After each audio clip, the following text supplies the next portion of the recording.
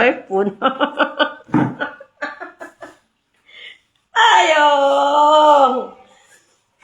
Đây mẹ ta ăn nha.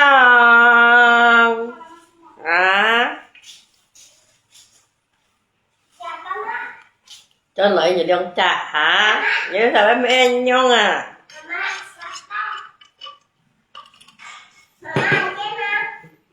Nè. Bé mẹ đã ăn rồi, mẹ đã săn gì nè. Thì mẹ săn nhìn thì gì đấy nhìn tao sắm đi ra sang xe nhìn món này chẳng bút à. Một chút lời cộng một chẳng bút mà sao là nhá. Như cái tí theo dụng tí mi nhìn ra đây tầng Nga thang ấy con nhìn tôi sợ nhìn mò. Phải nhớ cả. Để sang xe chỉ nhìn được cầm chút à. Phát triển cầm chút. Chẳng cầm chút à.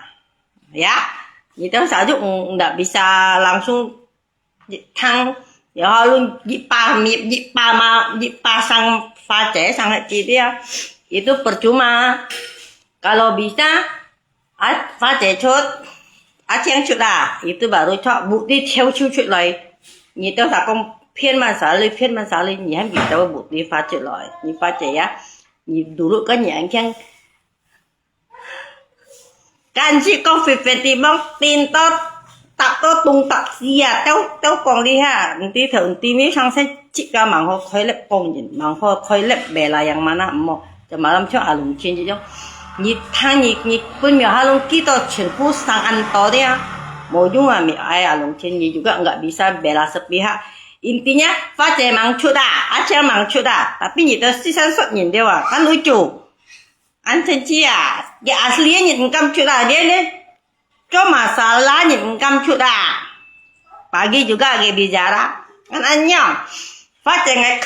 ngày con phát triển tin gì phát triển hết nhìn mấy cả ngã tầm bảo là con với nhìn cả ngày con chị thiếu chị mi chụp bây giờ là cái tuổi ngày lớp như phát triển nhìn hết mấy cả ngã tầm bảo là phát triển nhìn xong lại bia mấy chồng rồi chồng đó ăn chồng à tí theo ấy nhìn tí theo tí mi nhìn là chụp cho tôi xong rồi tôi thay sợi nhìn à ăn lúa chua cái lẽ 30 條啊，你多少目的忙些忙要收抽出來啊，忙要發展以後機上把啲你把啲要嘅目的發展啊，你目的 transfer 30 條，có nhiều mới chế lại cần nên, 而家收出嚟咯，mới mẹ唔咁出lung chung，上些做出啦，就唔咁出啦，anh khen爆炸，ăn lúa chua了，你冇俾上些ngày juga。你發展mấy bữa chiang片họ cái to ăn to lên con ngày tên một gì chúng mới phát triển ngày ham gì chuyện lời cả chiang chuyện lời căn ta li lia một tổ phía sang xe sen để đi lia chiên nó ăn to à tí theo tí mi đứa xong con à ăn lúa chua à gì đó sao một tập gì à thế à như tôi sắm tí sang xe mà như juga alung chín nhá như sạp bây giờ kan phạm phi lia sang xe nhá jika enti theo enti mi ni cuma dengar sepihak itu juga bukan asli dari Faceki punya loh itu orang ketiga lewat để tao Face sang ấy nhỉ nào mồ dung à chẳng thằng Face sang mồ dung à lẹ nhau chun cha nhỉ hết Face chẳng nhỉ chẳng kia punya cái nhà sang con lẹ phơi nhau phải mồ dung Face nhỉ hết hiểu ngày ham nhỉ kia punya chiang ấy sang cả nhỉ khâu thiên ấy sang đấy nhỉ cái hiểu nhỉ cái anh khen chồng nhỉ ấy sang khâu thiên sang chiang ấy sang lia masalah lia motor masalah lia lối con masalah con nhụ mỗi chế biên 30 條 30 分đấy à anh trên chi à nhìn phát chế cho liều sang sẽ nhìn cầm chút à nà gitu hay món nào lấy tung chi chỉ cả mấy con ấy mấy ăn chồng chắn anh nhau à phát chế hết heo nhị chuyện lời lấy li bánh nhị tập nhị cho xe cho bánh chứ nhị chuyện lời pháp họ lời vậy nhị chuyện lời con họ lời lấy sang xe đi mấy anh chồng chắn cho là jadi tiện này biết chẳng biết tệ tốt cả cái dưới xe lép đấy à nhị dù cái phá trong nhá nhịn tí thượng tí mi mua xí xanh con rồi à ăn trên chi à nhỉ à nhị mua nụ nhị bên là dù béo hà luôn đấy nhị cháu sợ nhị ngày tết nhị chuyện nhé như mọi nhị chuyện nhị xí xong lép con nhỉ nè tí theo nhị tí mi nhị chẳng con nhỉ nè nhị con to với ăn mỗi nhịp nọ nhị ba ngày tầm phải là phải bộ cái chơi bùi câu chơi à cái lối chủ ý mà cái trong gì phun yang ngay chỉ người hát pha để chốt lia ngày phát triển mấy tầm bả lép lia ngày lép nhị phát triển xong lại gan nhị con hồ lại à nhị con hồ lại xe nào lia sang xe một tổ bia sang xe lia một bia lui chỉ mấy hết sau bà phải nhớ cả lia một tổ bia lui lia mấy hết sau liệu kemarin waktu ditanya itu total xong 20 条 dia 20 条loh cuma 20 条 pokoknya cuanya lihat một topik lu ya terus ngày tên tuần một topik mau cả ngày sụt lại cuanya pak intinya dia kan Fajr selalu bilang sụt nggak tanpa lah cha lại ya nggak tanpa lah chim gì sebelum dia masalah sụt kan tanpa lah chim gì tolong sụt dia kia một topik juga you minta Achang bantu Achang minta bantu Achang shoot dia topik dia lihat anyong kong aja theo mi kong lihat kong itu dari awal dia masalah motor ngaiten si Achang ngaiten juga mau Kak Fajr kau theo được ăn kéo ya gini ya Kak Fajr chút heo kau theo ngai tu masalah waktu masalah Pak Bikong Thore keningnya di situ kau itu mau si Kak Fajr kong beliau apalagi kong to Kak Bikong bantu kia mau topik kia mau terus Kak Fajr kong Achang kong gitu nggak tanpa lah je kiu gitu tolong kia mau topik sedangkan waktu itu nggak ada mangsit Achang ya Fajr ya mangsit Achang ya baik to Achang itu waktu gi mendadak khi ngài máy sẽ suy với thì chọn một cái hi á chọn một tổ cái hi máy sẽ suy với itu chỉ có tạm bảo là tạm phạm buôn du muốn liền một tổ bị rằng sẽ tạm bảo là nhìn một bù sinh ya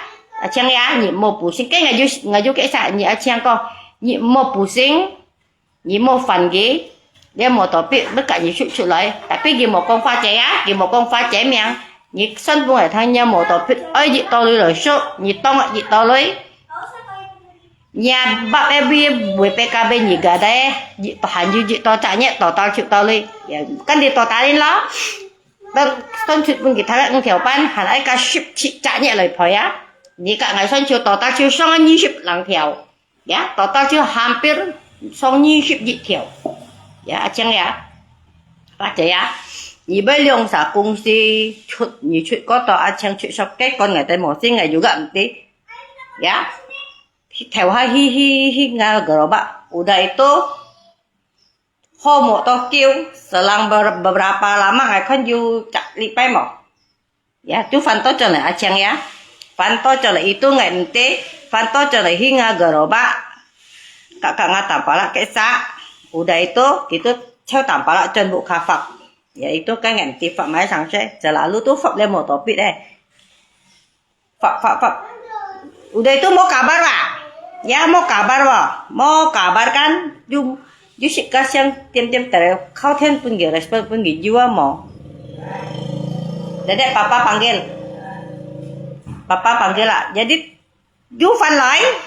si tâm sim nhị tạm là dia tetap you nhìn cả nhị sụt cho lời ya Achang nhị con cái bơi ya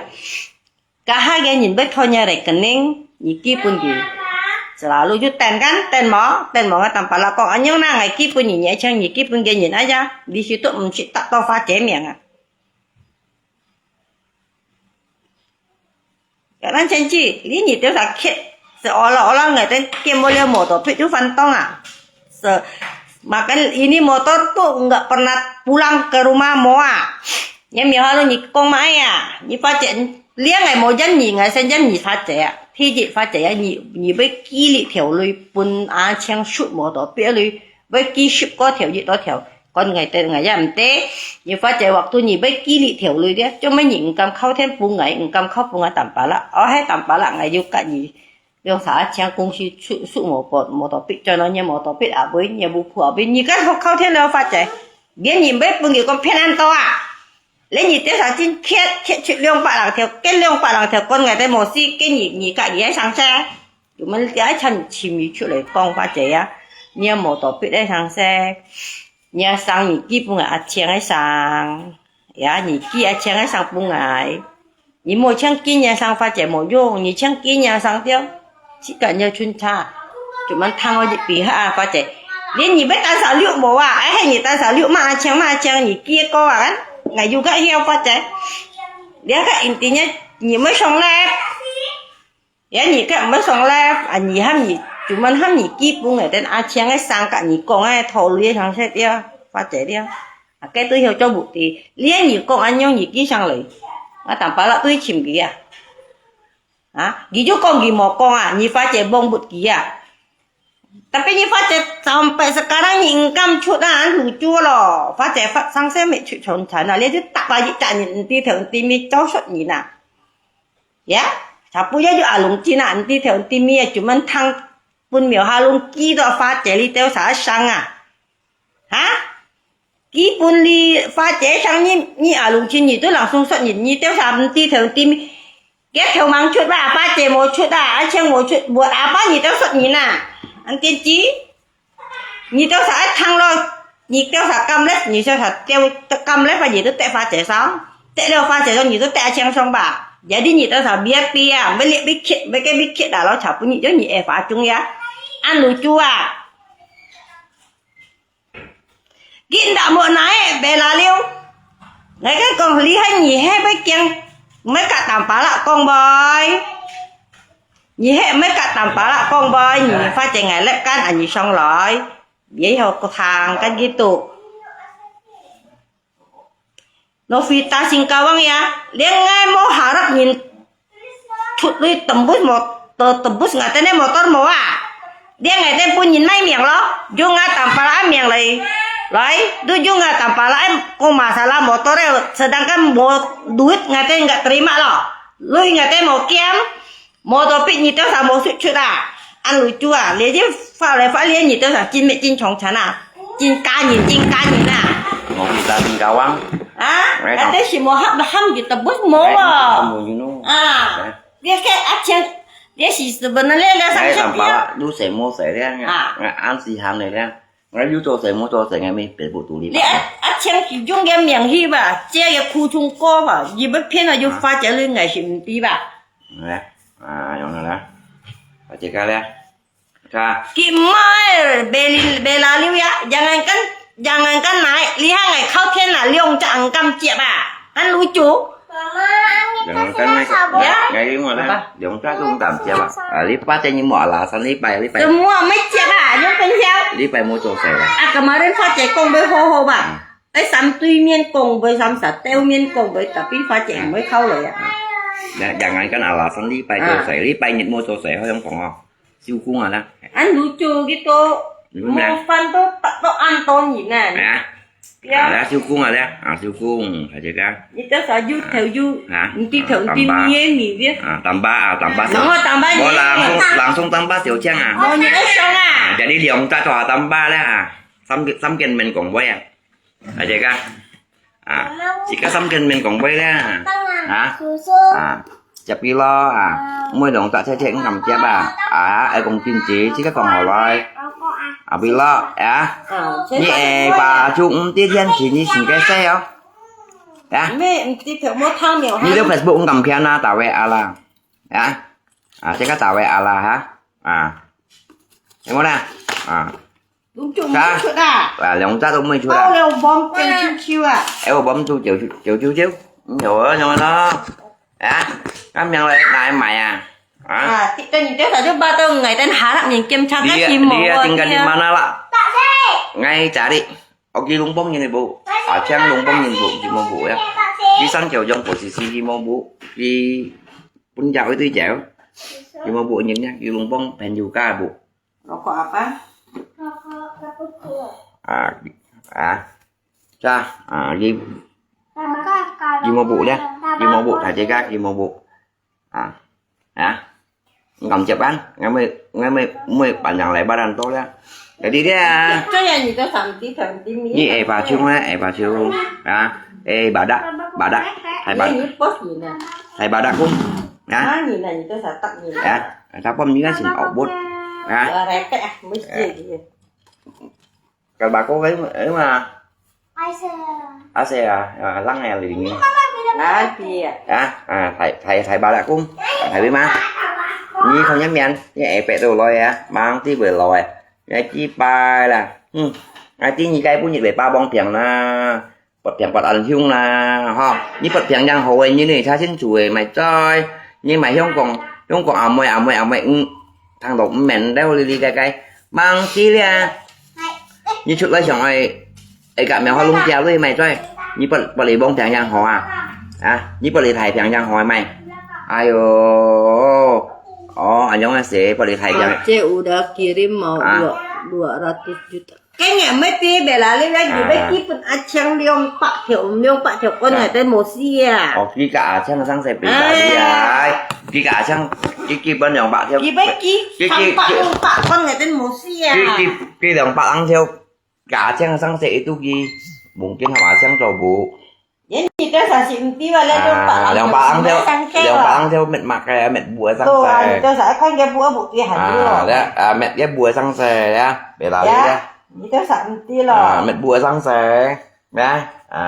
Sama Aceng main. Sisanya belum bayar ini, sisanya belum bayar. Sama Aceng main naik met buah. Jadi kayak ya. Pak lang thiếu à? Pak sip pak chien à? Pak lang thiếu là bé lá lưu ya. Đấy. Cái ghi YouTube phải tôi dùng pak lang thiếu ấy chi à? Đi dùng pak lang thiếu có ha? Phải là Aceng dùng pak lang thiếu Aceng kan còn cái coi bằng pin này sử dụng cái lui cái còn cái còn cái lý giác ghi ban tuần cái coi sử dụng cái thịt lo ở chè đó mẹ sang sử dụng là lo tần này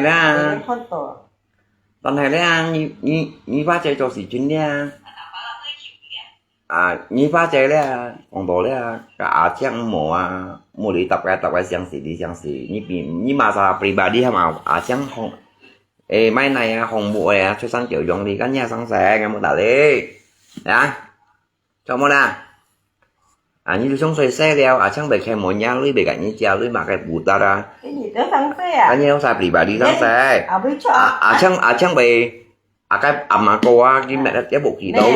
đi cái ở những phát chơi mobile ngay ho cái sân trần lấy chào lấy sân bụt ta ra cái này như lòng sao trong xoay còn đây còn cái ít ăn lưu trù xem con gì thiên phát chơi con kí liêu bạc lằng thiểu xem con hàng sau bị chịu bạc thiểu bây giờ chọn đi ha như là xem còn như sau cái chịu bạc lằng theo như còn xem sau như lòng bạc lằng theo giờ đi biết hay tôi xem như mẹ yêu trình mình như mẹ khi chụp lại lo cái chụp lại quân trùng nghìn khòn bảo anh những mẹ phiền phá rẻ lôi cái bộ bị can bị cho tàu săn chiều trong VT đây nhóm chụp cô tùy lo nhá nhóm cô tùy lo như phá chè mà chẳng mệt bụ bị can bụ bên này mà chỉ phong nhóm cô tùy lo mình ngắm nhạc đảm bảo làm nhân sáng này chi bay nay mày hay đấy cùng một tổ phi để sáng sẽ nhóm khen này một số gì bên nhiều cái nhà máy trâu này trâu buồn hầm mồi bên nhà mà đó đi muốn này suy đã đi như phát tre hay như bây giờ chẳng nói như mình cầm cái chuyện lại lo một số sự đều dần nó như cũng cầm khe cái thèn bà kia cầm khe cái thèn bà đóng bánh họ đóng cả tay đóng cả cầm khe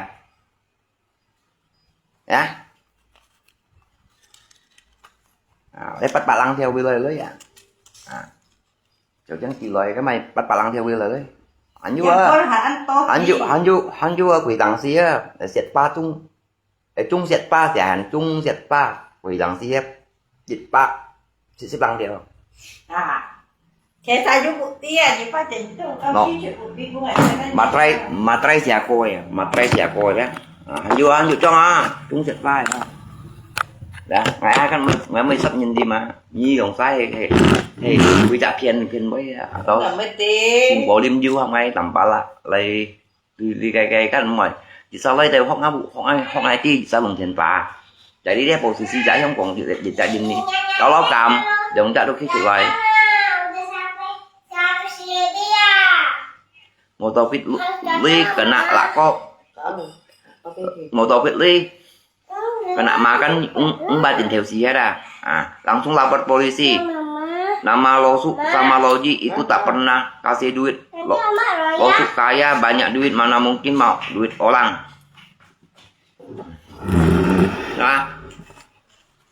nha mấy mày chỉ có nhận mò mà là đi bay Tiểu Trang như trận gì ngay kan trận gì ngay bằng pin xa này chúng ta chơi cái coi bởi ngay trình trận nhiều đi bài cả với những dành như ngay tiệm sổ đây như lại sống kinh mình còn quay với ngay dù gặp mình với nhìn thì anh một mình ngay đó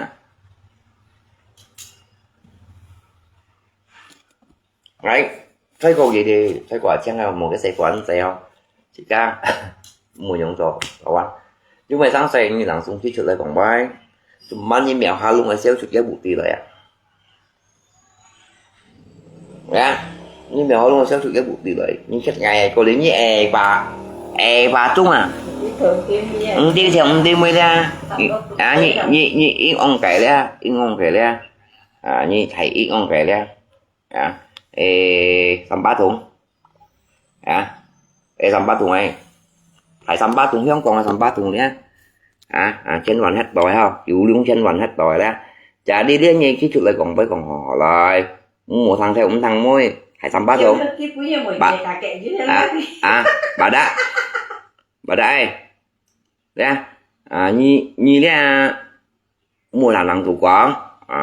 thầy bà đã cũng bà đã thấy không còn bà đã để mẹ dình như là không còn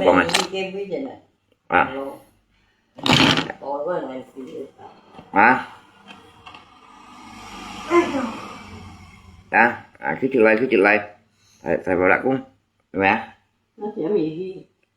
đã cao lại giờ đi ra thầy bà đã cũng đó cứ chữ lại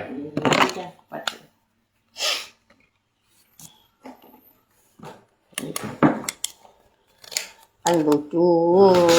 đi chậm tìm mi thay chặt cho ở dần bộ này liên gì tao tạo nhóc bên hăm ngày từng cây sama nggak mau keluar dia mau topi sang saya nggak menti dia mau topi sang saya nggak menti loh tapi nggak aceng hi nggak tahu kalau pakai kong nggak ti loh nggak menti loh makanya nggak selalu ni aceng selalu loh Holly phát ni selalu kí sang lại nggak chỉ aja phun nhưng bên phun thì mỗi thằng xe thì như một tệ như tới giá luôn thì sao một đồ bị một chỗ nào như phát triển juga phát triển như cái con gì hết mới cả tầm bảo là con bò như cái con juga mấy chim như xuống chầu hết như chính kiểm mấy con như phát triển như kỹ thuật của người tên như kỹ của người mẹ kỹ của người chàng ấy sang như kỹ của người chàng ấy sang你莫像挑几年上发展没用，就连你像几年上，你发展连你像几年上，是的啊，我这你晓发展thằng satu pihak nggak bisa phát triển. Namun ni sang, các tầm bảo cho sanh chín cái sốt này. Người nhiều thằng nhé sang bà, chắc thằng nhị tan sang người nhiều bà. Một phít你hiểu nhau cái một hiểu ban chuẩn kỳ mà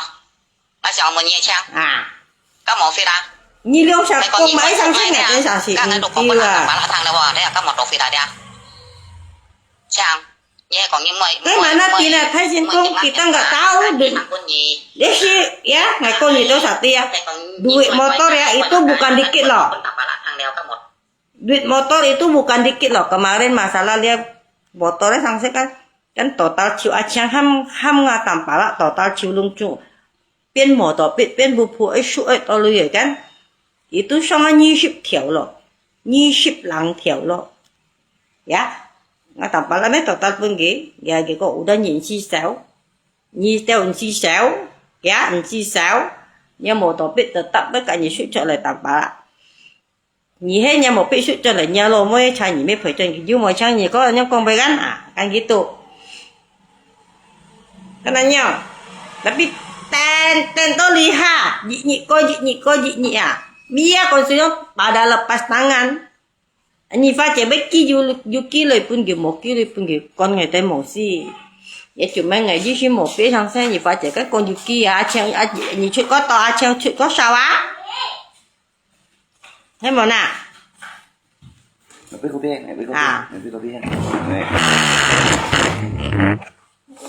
pada lepas tangan ya makanya apa yang gì đó to lupa 70 lang 20 pak Kopi. 20 juta beli motor baru aja ya bang. Makanya itu ngetes motor bos jalan Makanya. game dengan BPKB langsung con game yang emang segampang itu men BPKB nya con ini yang Tự nhiên xịt ra tung chưa aja. Ngay mày còn ngay kan họ banyak sekarang ngay nggak sabar ini. Jangan sampai ngay tidak sabar ya. Jangan sampai tidak sabar. Như là apalagi pasenya chiều ngay chiều rồi ya. Chiều rồi thẹt pun kau puna. Thẹt pun kau puna. Ngay tầm pala ngay mang cái như son gì rồi à. Ngay mang cái như son gì à. Hả? Như một đồ phi sáng xe ấy. Một đồ phi sáng xe mà cái. Hả? Cả những chầm chầm lấy giá bu phu cả một đồ phi như vấn này toàn à.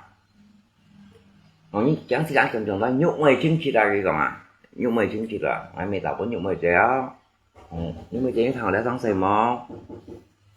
không phải mọi người thằng bà nhớ chính chỉ trả chèm từng một đội cái tới phá chơi các lý cô ghé rồi nhưng mà chơi đó bộ xí nhà chắc ở bên khu độ ngay cán đi nhà chắc ở bên liều đó ở bên hết tổ ở bên lung bông như này buộc ngay thằng bà cán đi nhớ chẳng phải mình tật các bạn bộ xí ra như chút đấy nhớ chẳng phải mình tật nhà bơi lung bông tỏ đen ngay tí chẳng ai mày cũng tí nhớ xì kia chùm mà ngay tầm bà là cắt mời ya mười cậu anh có xong xe như lấy đâu ngá đi họ còn một xì xe ná ra họ còn ai còn đắp bà che đắp bà đấy đằng sai gì đúng không mà bà cả lên chung copy họ còn ai còn anh một xì xe ngay mới còn ở thực tụi nhóm xe nhé ya nhớ bộ bị khu đò bị hết đầu ngay giờ đi hả ra chùm mà một dòng thì mình ngay tầm bà là cùng chẳng sang xe ngay phun phép ba giây đây còn ba bộ ngá 10 chia hả ba bộ ngá 10 chia đi thì là như phiền ngay đi shit nhân như giờ là 10 chia đấy hắn bị mua sản phẩm mà đã nhớ là ngá xe cô cả như sao mua chửi à chiều ngá xe cô đi là ngay treo ra ngay tà lăng cả phân juga chia như xong rồi như phá xe mày chi bèn tao trong trang phong như vào chúng xe mà cái anh tao vào chúng như thêm cái đó cái sai sai những tí lên thiên thị ra như trộm mùa như trộm mùa ngay tầm bả là cả như mua chân mua siêu mà taoบอกngay tầm bả là mua ly đều đi cái ngay du ly mua ly nga xăng xe vào chúng ai mua cả như thầu mua cả như chả cái của những nhân nhân vào được phèn nhân hồ gì nhân ăn phải nhỉ nhiều nhất thêm juga không còn ngoài mẹ nữa mà mẹ đó lì cái như pha chạy mô tô xa là tầm bà là mô khét nhỉ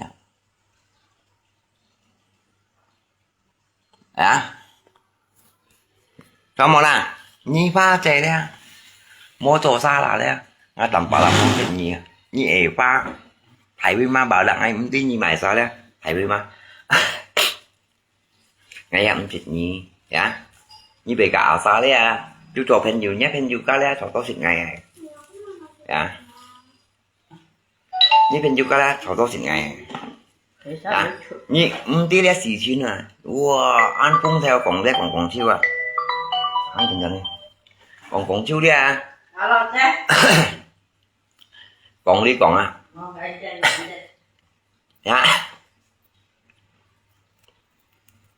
tôi nhìn chẳng nhẹ và ngày mắng thích là thích như lo ngày ứng tí như mày sao lo itu stiker tajam thêm tầm bảo lạ cái còn chi bài mà cả nha nhụ mười mô nha nhỉ vào chúng nhỉ bông mô nha nhỉ vào chúng ngã ba ni tới tạo lên như xì trên nhẹ ăn han này tạo lên như xì trên nhưng đó là chẳng là son ngã xoay mò dầu pin này mùa nhóm khét nhìn khi mô khét ngay mô chiều ngã xe cô xì đi vì tôi sai ra khét nhìn ha xèo anh như tôi khét nhìn ha xèo cũng là tầm bảo là cái đầu dịch lượng những bị bay cười khét bà cái nhẹ bà chúng cái cạnh như mô chân mô chiều ngày ứng trịnh như mày xa hình như này quỷ chẳng xong xua lo à anh thích như mà xa ngay anh tin như mà sang anh chỉ cảnh chia có cảnh thọ cô à như nhau so tầm bảo lá như mày nhìn à cái bà còn tha vô mà ở bí gần chẳng tầm bảo lá xong rồi anh bị chăng gì đâu thành toàn cũng cái ổ thịt cho cái vào chung à nhà na như không còn mặt mà cái chi ba triệu tầm bảo là xỉu ta ra chi cái phú nhị nhân nha có để phiền à ngà cái vào chung như anh có đều phiền anh họ đi đường sống như ra tí về tiền là có lo nam không gì hả hả như chiều tầm bảo lăng tật ngay cái phen dù ra nhộng nghe phen dù à nghe phen dù kia cho tôi là ta xịt ngay xịt ổ chi ba la cái tao nhưng mà mày không còn ở mày cái miếng răng à ngay xịt cầu có cái theo nhìn này chết có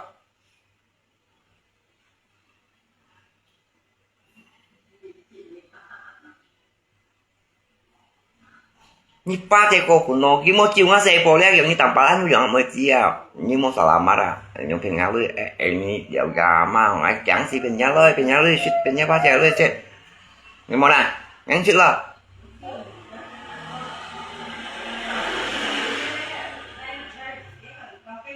passport fotonya lah saya tanya teman-teman ada yang kenal enggak saya maksud gì ya như em vào trong ngay tí như mày ra tí thiên thì như lấy sắt ngay sắt nhụng mày sắt à ní à còn cả à ní bóng ngay bấy như mày ra em mua tô theo được ngoài bộ khác đi cho ngay bởi kèm những nghe mua hầm như cả bạn này ngay bỏ tao của những nghe bởi kèm một những nhá đằng hùng dấu à ngay mua hầm như ấy vào chung cả hai bạn à ngay mua sẽ nhớ bộ trong cổ quả nào ngay mày suy mắng sẽ tao của nhà mày vẫn sẽ tao của nhà ngay cái sẽ cánh khỏi dịch bạn tụi nè ca như ta lấy ngay ngay bị mà sang cái ủ san à ngay bị mà phá chạy mà mèo hoa luôn quay mà khó tung mai y tung á hả nhưng vì cầu kia mẹ của ngài à à như ăn gì với chứ như bà đã mà như thế cho ông còn nha thấy vì mà như bà ăn gì với chứ nè à như bà ăn nha như hả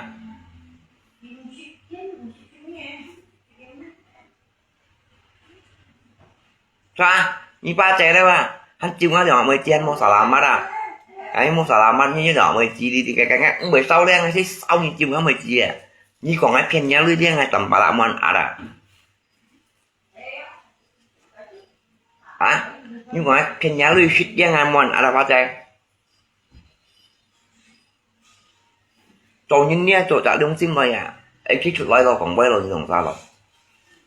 một cầm còn những nia bố phun chỉ xéo cái bụi bia một giáo chu cày nó không à mới kim chiêu như này rồi như nè nhắn lộ như là phát tre như vậy thì hàng năm rồi mà chu chuẩn như là bao nhiêu vậy như vậy ta tung trụ các dòng họ như chiều dòng bao nhiêu dòng là làm bảo là tôi xây những chiều như nhau nè vì như cô sẽ xoay chiều như này cái nhu cá như chiều dòng bao nhiêu người cộng chụp lại nhảy vào xuống bà đội tôi ông mới nhạc mẹ lết thì nhẹ để cho ông còn à bà đã thấy phim mà đấy cho toàn nhận cái bùi xin à mẹ sọc còn nó là sọc bị trả như à anh bị căng tầm bả là bạn cho còn cái cạnh như mẹ làm mặc cái sáng là sáng xe như bị lại còn tầm bả là gì cái ba hầm kéo sang đẹp cái loại hầm đi xong rồi kéo sang lẽ trả đi theo có mặt rồi một sẽ cái thầy bị mà nè cái thầy bị mà thầy chi bay đó đây thầy chi bay xem xong rồi mở cây giống còn ai hiểu khỏi ha xong rồi như kiểu luôn hết rồi như nha như xong lại thấy không còn kiểu luôn hết rồi nhưng xong lại thầy bên thầy chỉ bay xem thảo bạch nha mẹ cái bà còn mà đi đâu nhìn như này bà ăn tốt hình như này nha mấy tay ra đâu nhìn như này hình như này mình gì như sụp xè nhìn đâu nhìn như này chỉ như ăn tốt hình như này cháu không ghi bà còn lấy với con cả cái chỉ còn với ăn một thằng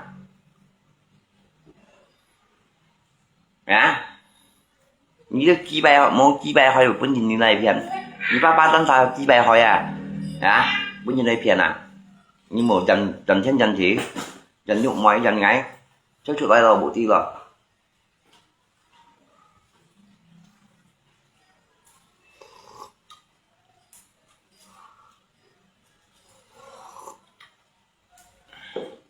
Ya, chào má luôn sao chuột lại rồi. Nhịp cũng là xe tạm bá xe kẻ nhận như chiều bảy hình đấy à. Nhét lùng siêu trí trung tốt như này. À, mẹ. À.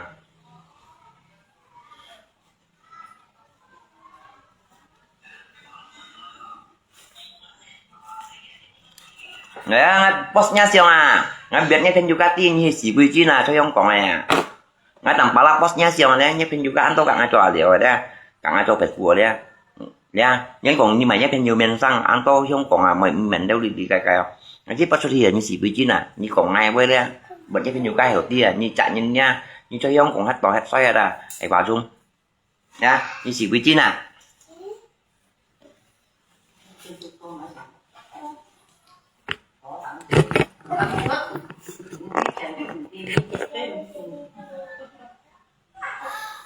Nha mẹ hồi nhưng mà nó như không còn hết bỏ khi phụ như nó ngay tầm bà lá xin chị lại như chia cô bạn như thầu có chú kẹo mày muốn nào ngay khi cái thầu quá thì cái chia cô cũng tuyệt rồi nhưng sẽ to lòng của ngày mày rồi như tả lý ngã sáng xe ngay mỗi trò theo đủ mô mì xích ngã sáng xe à nhưng một trò những trò giáo chú kẹo hén một trò những giáo kim chiêu nhau hén nhá nhẹ bà chung là xóa cái tả lý ngay tầm bà là một giáo chú kẹo không thế nào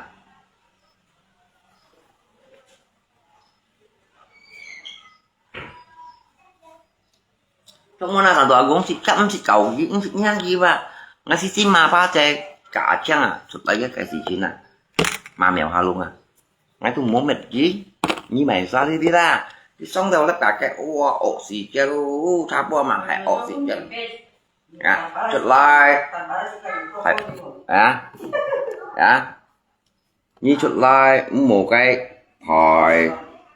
ngay đúng thì cả những thầu cố lý những chỉ cả những cha cố lý những chỉ cả những khâu chứng nhận và như chụp like gọi ghé ban trai gì chạy má ban trai đấy được thầm cô quay ma nó chính thầm cô quay ma xỉ quy mà nhá như thầm cô quay ma đó thầm cô quay ma nhưng một con nhìn như lại chỉ những ánh bởi phiền như nào đó như thầm cô quay ma như thầm cô phố tung ma mau trong như nhau như nào trở lại như ăn bởi còn thấp quan những trở lại những siêu số nhất lò Việt những siêu số như số thông tin như tiền nào tặng quá lại đó phải vào chung đó như số nhất lò Việt đấy như mua số như cái tiền số nhất xem kèm chiếu là tiền làm ba kèm chiếu như mua chạy này với má như chỉ cũng thông tin như mua không nè như mua không sắm tay ra những siêu số nhất lò Việt chẳng ngay tiền số ra đó ngay tặng ba là cho số kèm đi léo nhất xem là như gì đấy ngay cho đồ kiểm đi đeo là như ăn tao chi đeo nhà ăn tao chi đeo sẽ nhìn tiền sập tao ra nhà ăn tao chi đeo ngay cho đồ liu gì đeo những kia ngay tiền tăng như vậy những siêu còn như mày đồng pan bù xin xoay đồng pan như nhá cái xin xoay như các con nó như bảy cũng xong cả lên nhìn cầm chúng như mày chơi là nhụng mày là cái phải tuổi trong qua cái trọ là như xin xoay bản thân không ta là kiểu nhá mà bảo đồ lâm có lâm thùng rồi lâm ra đẹp bình nguyên nè nhớ xin xoay một gì chúng nhụng mới nhon phải nhưng một bài giống một cả xong cụ thật siêu gì đâu nhá mang hồi như xin nào như hiông còn hết xoay hay để sao xin chúng như mấy hết thảy đi bao ngày như này như xin nào nếu mà chi bay cái thằng nó chi bay bởi con tỏ lô lại còn nhến cái nhất chi bay được bởi con tỏ đeo hãy biết mà một còn nghe một còn nghe nè nhưng mà chỗ dây chỗ lằng chỗ bẹt mẹ ra răng xe bà đạc thầy bà đạc lắm đúng thầy bà đạc cũng một bu xin phê dâu bà đại rồi ơi hiếm như này nè ơi hiếm như này xin xoay đấy như bu xin kéo ca ma là cái con nó là ở hiểm nhìn là như bu xin cho bà đại ông thế nào đấy ở hiểm nhìn xin xoay cầm bà lại mua ly đó mua ly ngay cạnh như thầu ngay cạnh như trà ngay mua cạnh như trà luôn ngay muốn thì tạo tiền bạc bao nhiêu rồi những chỉ cạnh như trà cô rồi muốn chỉ cháu như bọn rồi giúp mình chỉ như kia kia lo tiền bạc lo mua ai còn nhiên nhá bu xin cho còn tiền đó rồi như thế nào tâm tôi còn có các còn tiền đó bán thầy liệu các tròn toán bà đã như bu xin nhớ như các còn tiền đó rồi tròn toán hắn ấy hiểm nhìn xin thầy dòng đeo ngay bà đó nhé mình xin chăng như con như chỉ đó không nhớ chín miền đây dây phỉ không cho đây đây phần hắn này còn như nào ai như chỉ đó không nhớ miền nha mày chỉ bay mẹ như chỉ đó không làm gì đó không còn làm gì rồi dây phỉ không cho dịch miền bu bỏ beng thằng bu bạn hắn này hiểm nhìn mày chỉ bay một luồng cái ép là như kiểu kho hiểu răng chỉ như cho không còn muốn như nói mày chỉ bay như khâu dinh đi của không đó như còn dinh đi của thằng cày như nữa như khâu đây chỉ nhìn cái khâu dinh đi của đấy nhân lên dinh đi này nhận tỏ mày chỉ bay như còn dinh đi của thằng khâu như nữa cũng nhân hồi thằng cày như nữa thằng phèn như nữa sao không bị bà xe ở đây ai phèn nhá mày chỉ bay như mày bay phèn như cái miền như chỉ to không dám miền đâu các anh như chỉ to không là kia là ngay bởi quạt quân ra phải dây phỉ cũng cho mua thì nhiều chỉ bỏ beng chẳng bu bạn như chỉ con cái nhiều chỉ xong rồi một xí hay chắp bom ăn hương còn vai mua chỉ như mình thằng là bu bạn dịch mình là khẩn tay là ấy vào xuống nhưng mà chỉ bay bơi phiền như cả ai chân xoay ngày đồng mày bảo lính sáng sáng nhớ đi trùng xoay đấy là cả chân xoay ngày đồng mày còn đi là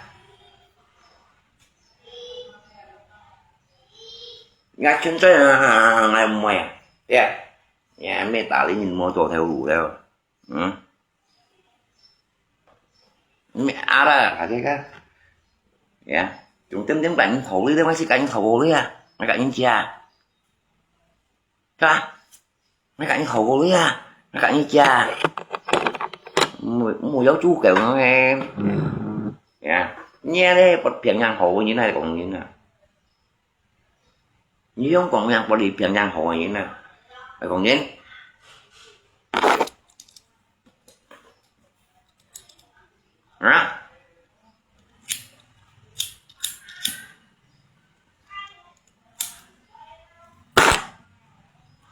không có nào lại xịt ghế thả chơi cá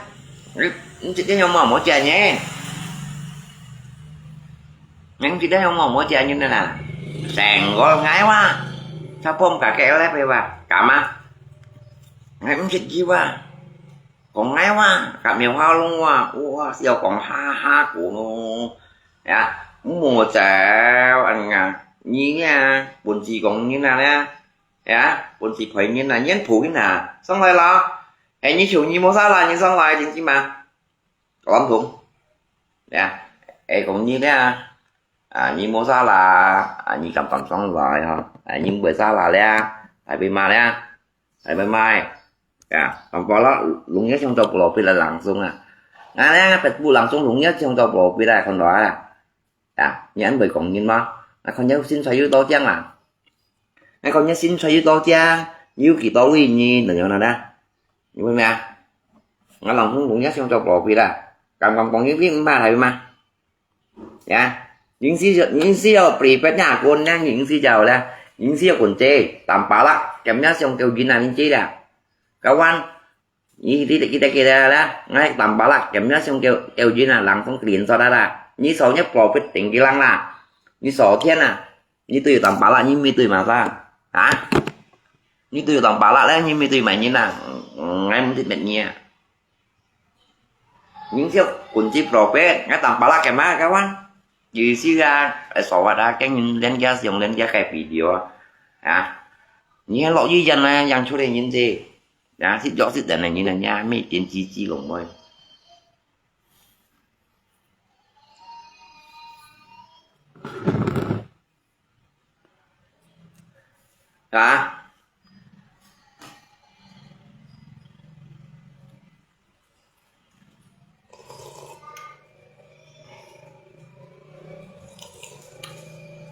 Việt như mà chỉ bà lồng chiến nhà lồng chiến chụp cũng gì soi như nè anh ngà nhà lồng chiến đi qua đầu phèn vẫn pha thêm vẫn họ xíu như nè à với ở cảnh chiếu với cảnh phủ luôn chàng còn đi ngay như nè chàng là lồng chiến đang chiến chứ nè cái máy sắp ngay 10 gì nè cái chú kiểu pha nè bằng ba lá ní không còn mà à lồng chiến lọ dí giờ nữa nè thằng kia tao xa thì luôn ya muốn cho xa xây chuyện lời ya thì cái ngay tầm bà lá dặn mà còn chuyện như gọi với dặn như không ăn gì quần sắp như còn như vậy phải à trò còn chịu ban post như đó mà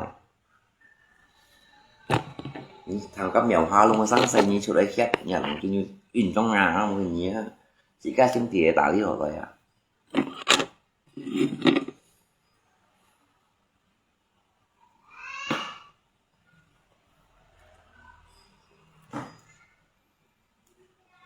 như đó chú cả cái trò pen chưa chị muốn nghe chưa như cả mà sao trò pen chưa nè căn này kia có 4 nét chỉ nã sẵn đó này pen chưa ca chỉ quý trời nè xong bay nhớ sai em em nó mẹ đó anh không còn pen chưa ca gì còn à còn tổ tục mẹ nữa rồi như thế không còn pen chưa ca quay trò nhìn mò đi ông xin mò à chọn chấm các ứng thoại như nào quá xí sợ leo cùng mấy pin thật cho ra à tại cái đó này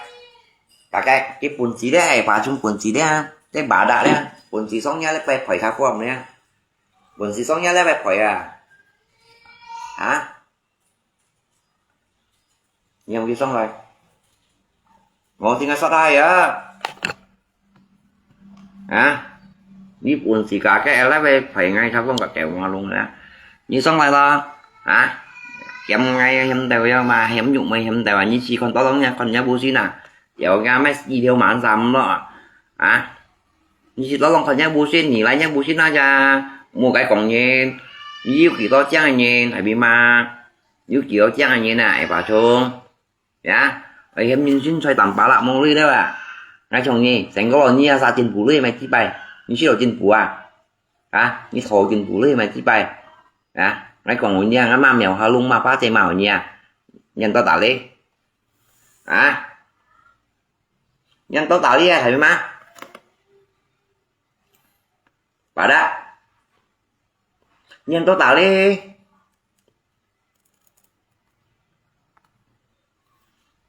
tầm bay như mày không còn mày cái miếng răng á bên juga kêu con thằng đỏ mồ nhưng mồ mày cái đeo xa miếng răng cái đeo xa đó cái đeo không còn to dài to theo lùi những nhá mê trông như ấy bà chúng nhá chỉ quy rồi à đi cả những nhiều bộ đồ phèn này như nè chẳng hỏi như nè hả ta những chồng nhà đó chỉ quy rồi đó chỉ quy rồi à lộ giấy mà pan xoay gì như thật hắn nha cái xoay mò là tiền nhá xoay gì à như tạo lên sang xoay gì à mua cho theo lũ mua cũng cho con xoay gì ngay cả như thầu cả như già cho lấy nhà mẹ hồi ấy tả đi như này xin xoay xăm phủ đây một thật chứ như một thật chứ cái là như sang mai giọng nè cái chi bay về phần tỏ lo là còn những nè cái nhất chi bay về phần tỏ lo ấy cũng nhụng mày đi cái như sang mai giọng nè cái nhất chi bay về phần số lo là như sang mai giọng như bù xin phần tay là như một phần gì chống nhụng mày nhóm bài như bù xin nha một phần gì chống nhụng mày nhóm bài ra cả xe còn thằng chăng nhưng mà chi bay còn thùng rồi nhớ mọi anh nhớ là bù xin nha một phần gì chống nhụng mày nhóm bài đó ôi em nhụng mày quá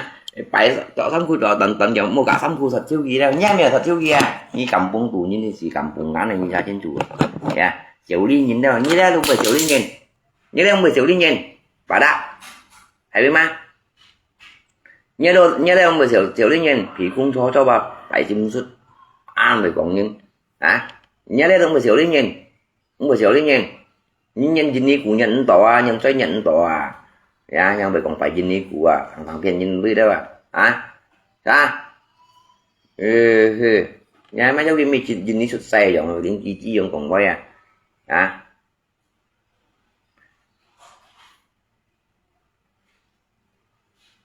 đó như chỉ còn nhớ bù trên chỉ cho long con nào tia như chỗ xong cô chỉnh quỳ như chỗ xong cô chỉnh quỳ là để mà thật bảo thì gặp là bù lì mà đi bù xong cô à là xong kiểu trong đấy chân bù xong bản đồ nè nhá như chỗ xong cô hắn có phiền nhiều như chắc còn nó là xong bản đồ nè à xong bản đồ theo vậy à như chỗ xong cô hắn có phiền nhiều à ấy còn những nhé cái xin xoay như chắc còn nó ăn học con này à nhưng mà thật chiêu gì mà như tôi bệnh nhóm bảy như tôi bệnh nhóm bảy là bỏ dây mà chịu méo chấm mà chịu quay chấm tiết chấm có mấy chi bài đó cả khe có nhìn đồ chơi nó cái chịu thằng này nè nhìn đồ chơi cho nó đó ấy em nhìn qua ấy còn nhìn qua ayu ở nhau xin thôi thứ lại mỗi hai bọn mình bằng rồi cho cái lắc điều như mày miếng mới tầm ba lá thì cái như chia cổ lên một cái thầu cổ mà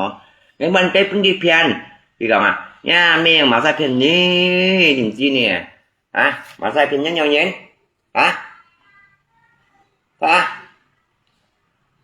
mà sai phiền nhắc nhau nhé ấy em nhìn mà như chỗ xong khu như con nhà tiểu cái mà như ba số dân bóng là bỏ sỏi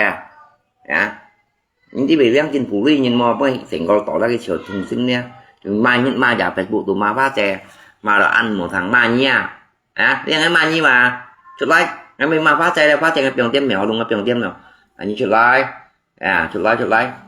chuột like chính ma chỉ phi ma chẳng thải thay cái miền y tiểu cá với được bởi xì như nó là đi trồng cây trồng thì không dù cho là đi trồng cây trồng khen vô độ ẻ bẹ vào miền là như không cái ẻ bẹ như con cái một nhân trong mọi vậy mình như con đi chăng đi anh bón như con cái mình phải chăng mà nhớ không nó là kéo kèo khe mà kéo ga mà dịp mình thằng bu bạn điện hay là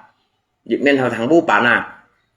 dân tỏ tập tả ra bà hắn này hiểm nhụng mồi hắn này em bảo như không nó như chỉ con nhớ bên thằng bu bạn mua chỉ ở bên hiểu răng như này mày ở con dính đi của chơi dính đi của chơi mà bút như con đến chi mà nha dính đi của chơi một bút như con nhé ẻ bẹ ra mùi ẻ bẹ to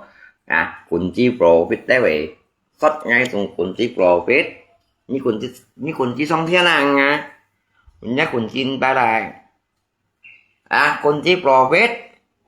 như chịu biết là như chịu nhá lạc có chịu biết là phải chơi các cái sổ profit chẳng ai lên cái siêu mà lên là nha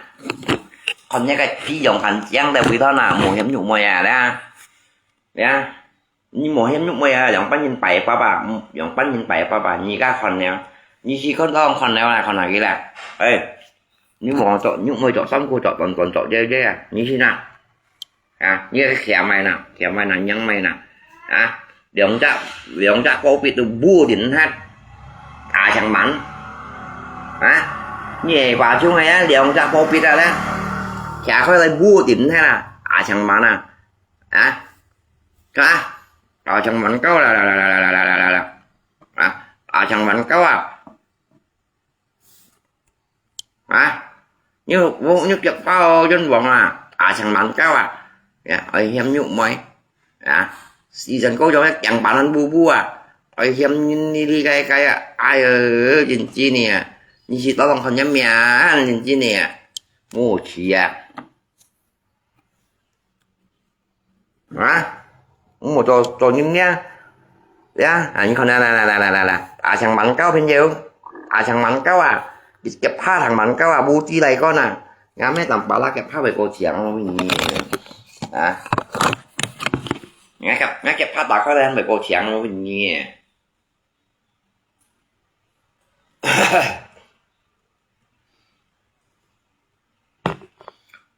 baju murah nggak apa-apa banyak duit kok mẹ rảnh đâu cái ngay không mua nhá ghê thì còn không ghê cái gì mà sao bà lấy như này sao nó chín mà bà lấy như này không sao vào ngay không thịt chân xe thế thịt còn cổ gì thịt mệt cổ gì thịt còn cổ gì chứ sắc ai ba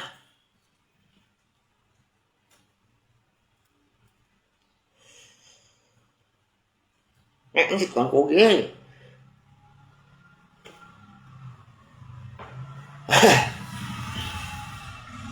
thầy biết mà tôi như nè ngủ chó tông tiểu khỏe nè cầm con những cầm cái chuyện lại là những một trong các phá trẻ cầm con những cầm tông nè những một trong các phá đấy cầm con những cầm tông hả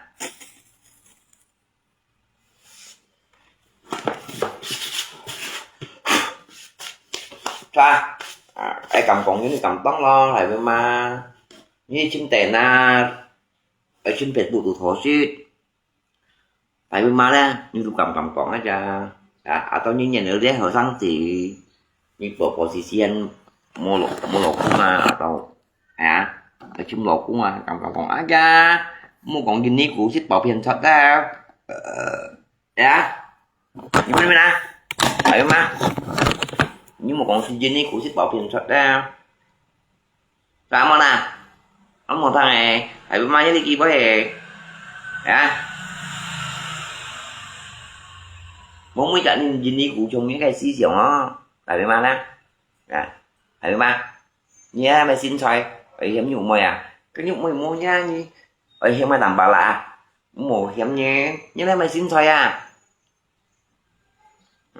như thế mày bu xí nhà dân bọn này nè chọn ra mấy ăn hòa như khéo nó thải còn đủ các ăn phố chứ vậy như nhân chèo này đó thải bên mà đó như chèo này đó thải còn tù và hạ theo lọ đó các ăn chỉ nó bằng hòn này hắn phố chứ vậy thì như hạ theo đó các bà to sạp bà ra đó hắn chỉ nó bằng hòn này đi như bu xí nhớ toàn rồi còn tiền đắt rồi không còn cổ xa xí dày nhị không còn tệ xí đấy xí bởi tay ở như tan xa như gì đây tôi không còn tệ xí đấy hệ bún như giả xong nó chè ra vậy lại bên mai cái không còn tệ xí còn tay ở như nhau nè min vô tay xì ra bên tay như cái tan xa thì nó chè ra ha mua hàng không còn tệ xí hay còn cái tay như đây còn nè ban trên xe đó cái mô tô dính nhá mô tô trên bên thân nhà bên dịch xà bên dịch giống thế xì tay ở xì xa đó tay xăm xà thì cái bay hơi sôi như tan xà như vậy thật hắn gặp em như này xin thôi gian bỏ hắn gặp em như này xin thôi thầy thế các như cái con nhá giờ ca mang họ giọng bà lan cái rồi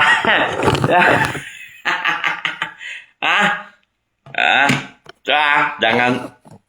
jangan bercanda kalau em nhu mày xin xoay chiều nha như các chị con giờ nha mang hỏi bố mẹ gì cái em còn taxi hay bao nhiêu lần bỏ về taxi lỗ nhớ là không như dây chụp nhiều nha mình xong ở xì dài cái taxi ra tự nhiên giả hảo số nha cái theo chén phụ mô biểu cho xe tăng xa cái dinh gì đó xe tăng xa như tí nhất xin xoay lượng bánh nhìn sang tổng mùi hiểm nhìn nhau như dưới trâu kèng mò thải bề ma như trâu kèng mò katanya dia banyak duit hãy chi bay banyak duit cái penyikit jangan kangen juga chèo thôi banyak duit cái sao lô chụp muốn đậm ra cắm nhìn chèn này như này cắm nhìn mày tan chụp muốn gì dòng tha nè cái này cắm cầm chân sao hành sang cắm nhìn bằng lưới mày tan chứ không còn mày tan đâu ngay sân mày tan ngay sân bằng lưới cầm sao các u dùng nhá tay cọ theo thì dòng sân kèm mà như phải lính các con chụp môn ngay ban dòng bằng cùng ngay ban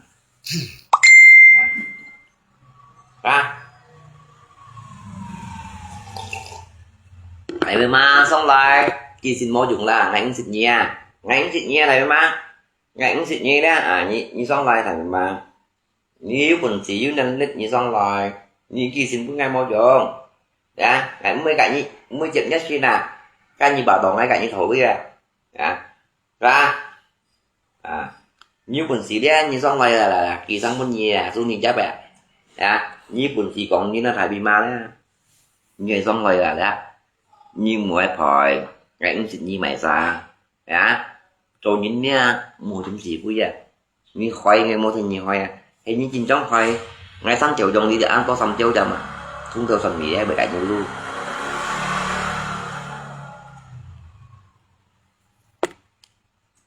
à không môn à em xin xoay theo ly cái à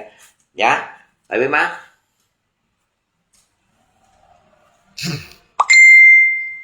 anh thích nghe vậy in bộ ngay in bộ chỉ là in bộ tay này bên má ở đi quán lại bảo đi với quần xì con gái lại nhìn cảm xong lại là còn xin chủ lại là ngài bên mẹ đầu như là ngài bên cầu như là ở bên má ra ở xong lại là con trùng nhìn còn là với quần xì xong cả cái lít phải ngay phải còn ngay phải cho theo vụ đấy ông tin mày đi bài tao mới nhìn được vụ tuổi mà nó màu nhét quà ta nó chỉ đồ nha à bây giờ em muốn chỉ đồ nha xong rồi nè hả chứ cả em muốn xào nha như chăng này chỉ bay em muốn rằng em muốn xích cô nha rồi như phải mà chỉ bay cho bao phải mà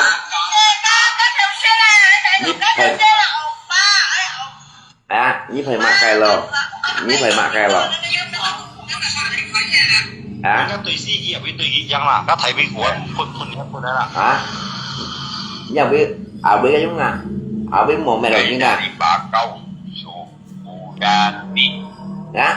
như quần xì sống cái tao sai lắc rồi còn phải nhìn rồi mà sao nhìn cầm muốn quần xì cái chưa lấy ngay ứng chuyện thầy bên mà nhá ứng chuyện như bà chung bà chung không ứng chuyện bà thầy chung bà xỉu chung không em đi rồi ứng chuyện như ra nó tầm bà lắng chuyện nha ní đây sắc ngay nhưng mày trẻ dù gặp mà là có món măng bé như quần xì sống như mày lại ba già còn những cái xin xoay động ban nhện bà chung ra như quần xì đấy sống ngày lòng xa gần đấy bây giờ như mà xong một cái khỏi muốn nhập bánh ngày sinh á mình gì hay món bánh nhiều hay còn sót không còn tố tôi hồ xíu còn tố tôi hồ xíu anh nhớ em ơi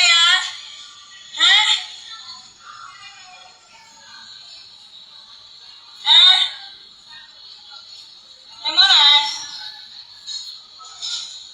nói về kỳ lưới con nó tập kỳ lưới nó tập là con như tôi cũng chơi xỉa như thế mà không bỏ bà chung cái cạnh như cha con kia họ này này không bỏ nè dùng tốt ăn như thế ai chẳng này không bỏ đang màu mất á mà cái mới còn này mới còn bông phải sau như 40 triệu tiền chi phí còn thêm triệu ba này但係cái tiền chi phí vậy mới còn đây chỉ cả như họ này mèo đó但係啦sau như 40 triệu係bao nhiêu但係cái này nhiều cái但係啦còn này như sau cái kiểu đó là ngay bao nhiêu là ngay cả như ba này但係呢nhiều cái mèo đâu còn đây sao nhưng mà chơi sao tiền chi tiền chi rồi như là đây mày mà nghe tiền chi rồi như sao sắp gì nhưng mà chơi cầm tiền chi tàu chiêu rồi cầm sắp gì nhưng mà chơi mo sắt mo trận nhưng mà chơi như trò như sót vậy ngay ly gần đây nhá lép bỏ cắt hải phi ma đấy hải tên chi ma đấy cái phủ nga ly đấy theo con đỏ con đó kia nó đi con ở kia mới còn lên này kia mày sẽ đi này cái kỳ xin kiện là cái bu xin nhé của ông thùng ăn phải dịp liông tạ si cho dịp liông tệ si cho không của người ta ở gen chia nè họ này hiếm như này xin xoay đâu mày tới đó con này你的电话了不？那干巴了的，今晚人的朋友间，今晚部队的经常用班马人私人技巧，朋友间，我也没光帮我干巴了，对啊。今晚人来的我部队今晚多人才黑，你们多人才跑赢了的干巴了对啊。因为部队讲干巴人，当然我这边没做，讲的我这时候你讲到啊，我在讲到干嘛让你第几排呀？thầy bên má bà xuống nhớ bu xin nhớ của lâm thùng nhớ cái kinh xoay như mình nói tôi đi bảy như hiếm nhụ mày chơi nhấp trên xoay đeo mà bùn xì chống cá nhụ mày giống như mày chị bày à mày gì đâu tệ si tay như ăn chè siêu à chè ra như bên ba chè ra tệ si đeo mình chạy ở xì ra thì nó như thái bị mà na mày màu ca như ăn nhập siêu à à như một bùn xì mấy cái trong nhụ mày chơi xong cô mày chị bày cũng phiền như xong cô đeo à ayo thái bị mà nhỉ đấy đảm bảo lại là như cái xí vô SMS như giúp khó nên tháo bút như bùn xì xong cả kẹ lép bên ngay tao sao mau lộ như đây như xong lại phải à ra xong lại phải à ơi tả đi như này sang xây như bùn xì tiền nó thay bên mai như chúng chuột miệng mày chơi như không còn bún chính phủ trong à như cái kẹ như được bắt đầu phiền hành nhưng mà dân bồng bồng giang hậu à lý hành như cho đây khách nhén bật phiền bật như gì mày thấy không còn ngay thêm một như lô chính phủ lại bên má mẹ còn bông tạm bà la đấy nó tạm bà la mà như thế ở chỗ bộ tiền đấy như mu bỏng bột gì đấy chứ mày mà như là cả như còn là đấy à kiên cầm son là chứ ca kiên cầm son mẹ còn bông là bông là gì mà nó là chỗ mình còn này à đấy mày mua chỗ này đấy nó là cái này mày đấy bà mày mua chỗ này mà như thế mà chip bay như tí chip bay à mày ở đâu nhỉ như tí chip bay à nhỉ như mua là tự nhiên kia lại ai bún nha ai bảo chỗ còn cái đó ra ai bảo chỗ còn như chuyện đó còn chip bay à nha như chuyện đó còn mới dùng mà như lô chị mua luôn nhưng mà chạy cái tiêu dùng trong cả kiểu như anh tiêu dùng trong mà kiểu như ai cả chị bài xích bọn anh cắm thêm chiều cá chèn à chị mấy cái không còn lên chiều cá miệng sao chị xích bọn anh cắm thêm chiều cá bạc bắn sang à mua luôn你就记得你多多故意经过你的你，对啊，哎把中，对啊，同鸡巴呀，同酒，到点你làm cha，mày sẽ nhớ cả chút chiều，我做公众电台呀， nhưng mà chạy lắm à nhưng mà chỉ cái nhìn lép cái nhìn cầu không em không cần như cô đó là, ai cần như cô, em không cần như cô đó là như ship hết cả nhà, nhá, em muốn sợ như cô à, như là nhỉ. kiểu mà luôn chi bay thôi kiểu mà luôn chi bay thôi kiểu mà luôn như chi bay mồ hôi mồ hôi à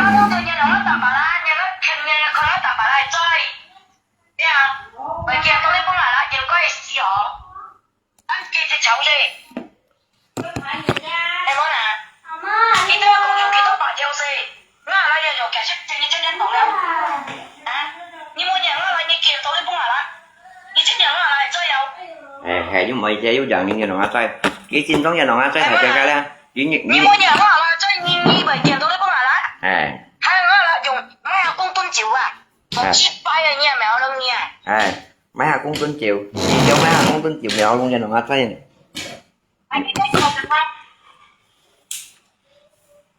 mèo luôn cho nó ăn chơi ra cậu anh phải chơi ca cho mấy hạt cũng tin chiều à mấy tuấn viên ngặn còn còn nhắm bên dùng ngặn mèo luôn không ha dùng bánh nhìn họ